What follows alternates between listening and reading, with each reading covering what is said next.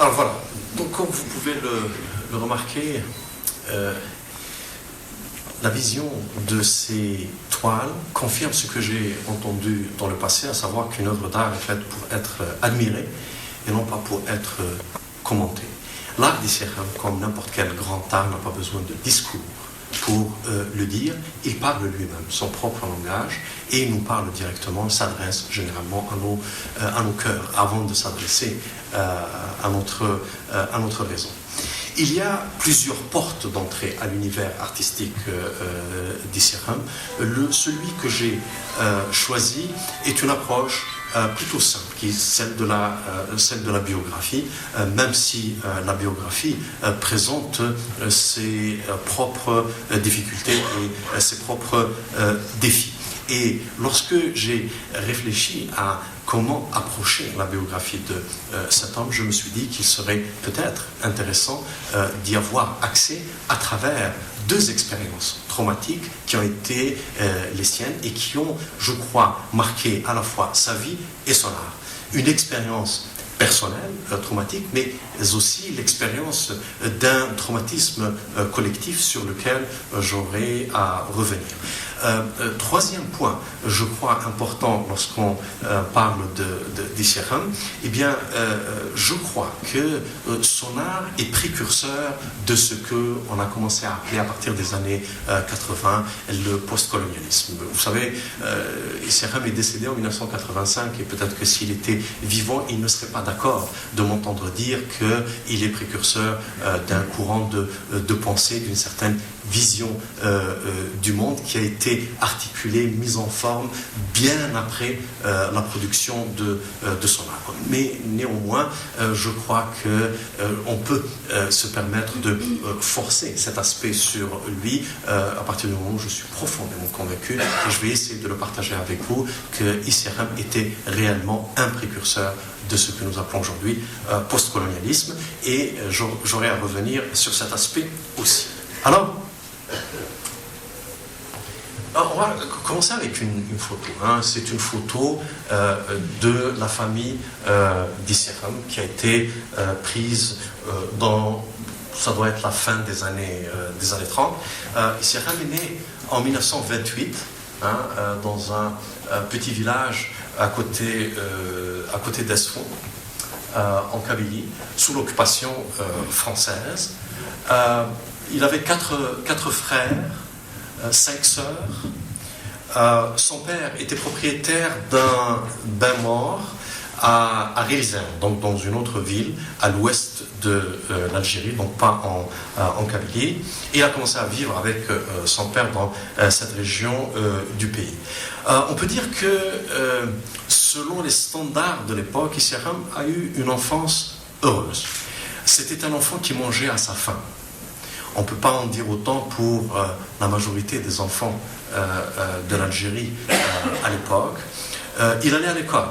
Donc il pouvait étudier à la fois l'arabe et le français.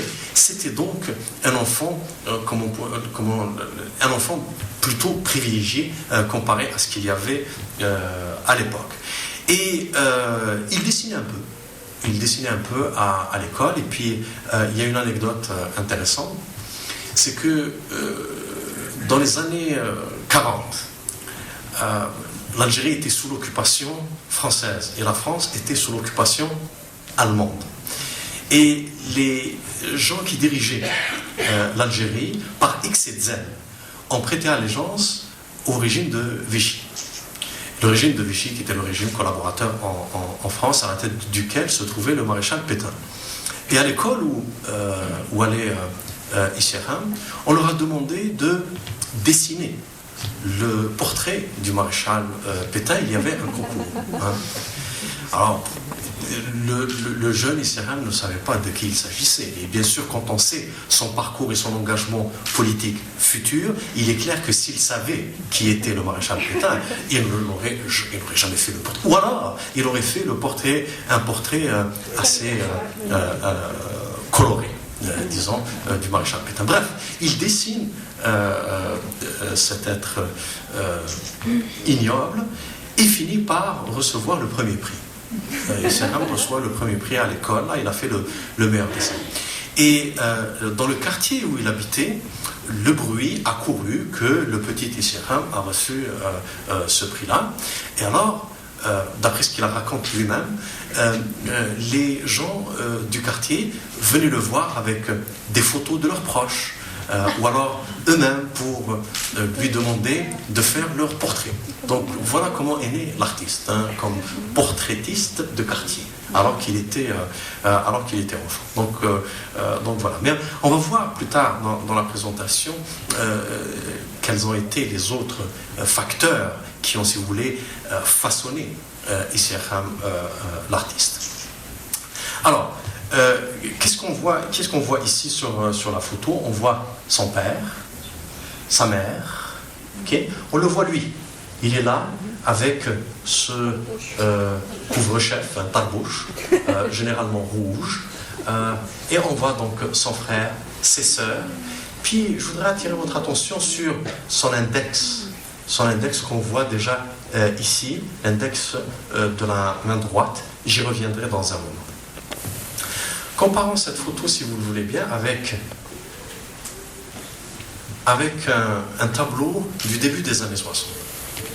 Le titre du tableau, c'est la veuve. Alors, si on compare ces deux tableaux, qu'est-ce qu'on voit? Bien, il y a des choses qui restent, il y a des choses qui disparaissent. Alors, qu'est-ce qui reste?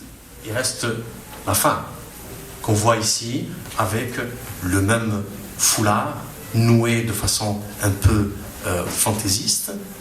On voit également le petit enfant avec le couvre-chef, le tarbouche rouge. Okay. Mais qu'est-ce qui disparaît? Disparaît le fond. Hein, okay. Disparaît le fond, et ça, c'est un trait caractéristique des tableaux d'Isserham. Il y a toujours des personnages qui semblent surgir du néant. C'est un trait caractéristique de l'art d'Isserham. Autre trait caractéristique de l'art d'Isserham, c'est ce thème de la maternité, qui est un thème massif dans l'œuvre d'Isserham. Alors, ce thème de la maternité va traverser l'œuvre d'Isserham de bout en bout, comme on peut le constater à travers cette série de tableaux. Comme on peut le voir ici, c'est un tableau des années 70, okay, et c'est le thème de la maternité, une mère avec un enfant. Femme et enfant, 1974. Encore une fois, comme on peut le voir, la mère en habit traditionnel, généralement Chewi ou Kabyle, et un enfant, généralement un garçon. Comme par hasard. Le même thème revient encore et encore et encore. Alors on le revoit ici dans ce tableau est immense. J'ai eu le plaisir de le voir à Alger chez la propriétaire donc qui le possède. Alors là aussi, ce sont Chaouia, ça veut dire les femmes d'une région précise d'Algérie. C'est une région qui est peuplée donc d'une communauté qu'on appelle les Chaouis, donc au féminin c'est Chaouia. Et donc voilà, donc ce sont des Chaouia. Et puis vous voyez que le thème de la maternité est aussi présent encore une fois. Alors une petite anecdote à propos de ce tableau qui a été peint à Moscou. Isserham se trouvait à Moscou, il passait un séjour chez les époux Inal, Jafar et Khadija Inal, et donc les époux Inal avaient des petites filles. Okay, et puis bon, Isserham aimait peindre, donc partout où il était, il peignait. Et donc les petites filles l'ont vu peindre et ils ont dit à tonton, on a envie nous aussi de peindre. Alors qu'est-ce qu'il fait? Il leur donne des pinceaux et de la peinture et il leur dit amusez-vous. Donc il les laisse et les enfants grabouillent sur le tableau jusqu'à ce qu'ils se fatiguent. Okay, ils abandonnent le tableau. Une fois le tableau abandonné par les enfants, il le reprend. Okay, et voilà ce qu'il en sort. Je ne crois pas que la composition soit faite par les enfants, c'est sa composition à lui. Mais voilà la capacité d'un artiste de rattraper un tableau qui a été massacré par des enfants qui se sont déchaînés dessus pendant des heures. Mais bref,